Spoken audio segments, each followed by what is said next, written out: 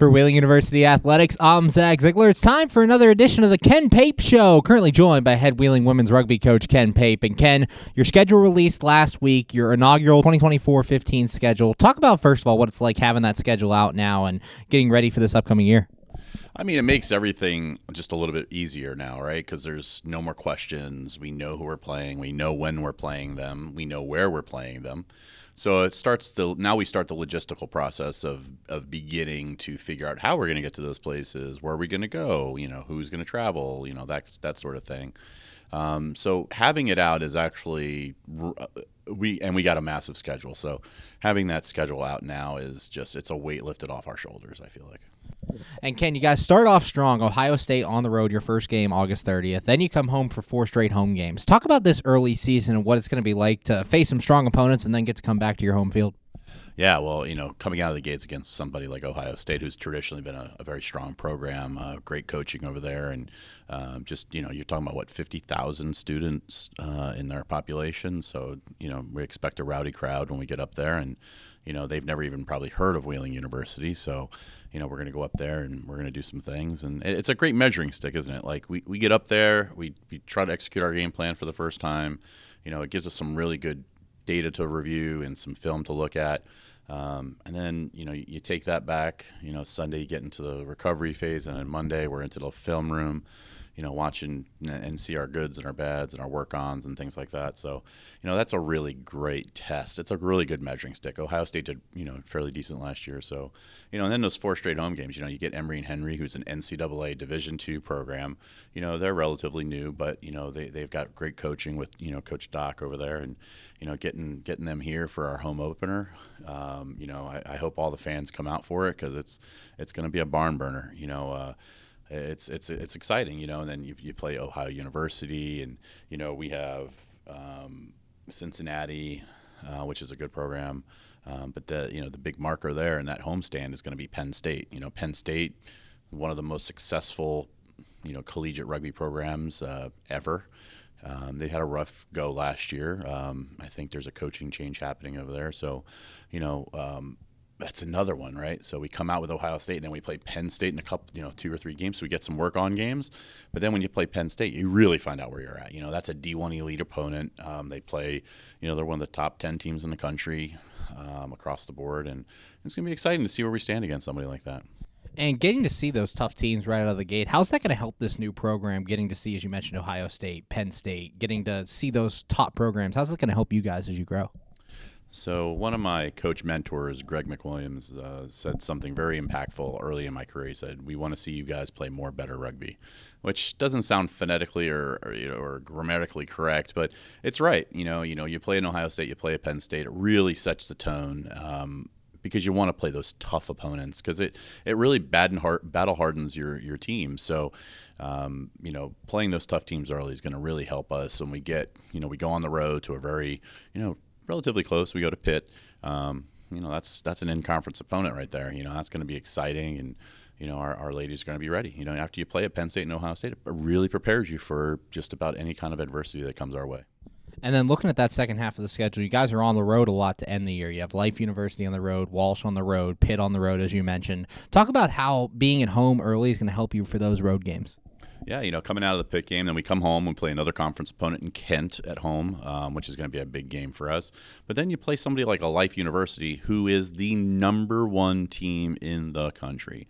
They beat Lindenwood last year in a just absolutely amazing game. Coach Risch is one of the best coaches in America. I have all the respect in the world for him and his program. He's done just marvelous things over there. And, I always try to play him and his teams at least once or twice a year, and getting a chance to get on the board against somebody like that really will tell us where we sit, being that they're one of those top opponents. So that's going to be a tough one. We're just hoping to, that kind of a game is a grit game. We want to play that kind of game because we know we're going to lose. Okay, we're going into it knowing that, and that's okay. You go into a game like that because you want to see where your medal is. So we're excited about that game. Currently joined by Wheeling University head women's rugby coach Ken Pape. And Ken, as you guys are playing a wide variety of talent, you're going to see some opponents from the CRAA, the USA Rugby, NCR, NYRA. Seeing that large range of opponents, talk about the competition level and what it's going to be like. Wow. First-year program. Pretty decent sized roster right now. We're sitting around. We're projecting around 31, 32 players. We're really excited about the team coming in, and then seeing the teams that we got a chance to play. Like first of all, I got to tip my cap to all of those teams because their schedules have been released for at least a month and a half, 2 months. But when I called the commissioner, Angela Smarto, and I just said, Smarto, like, we want to play. She was able to get us into the conference, and then the conference commissioner reached out, and she was able to just work some magic to get us those games. And then, talking with the NCAA folks, they were able to get us a game against Emory and Henry, which is great. And, talking to the D1 Elite commissioner, he was able to get us a couple of games as well. Hats off to them. I mean, honestly, who are we? We're just some new team here coming off the block, and you're able to massage some of the relationships that I have with those folks and get those games. I honestly owe them a lot of credit, and they will absolutely get hugs when I get a chance to see them. So. And you mentioned your roster coming in, projecting about 31 players. Talk about them and kind of their experience level and how you think they're going to handle this schedule.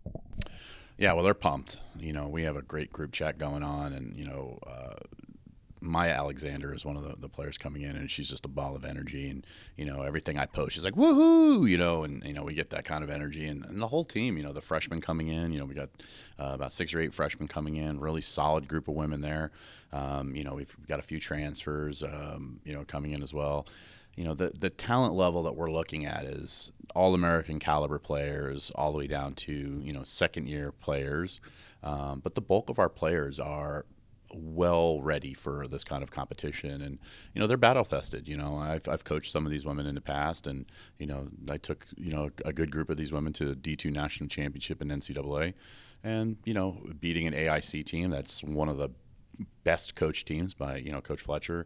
Just seeing that kind of grit on those players, I'm positive that that's going to rub off on some of our newer players. So I think we'll be ready. I mean, it's going to be challenging. We're hoping to get a couple wins out of it, and kind of see where we fall.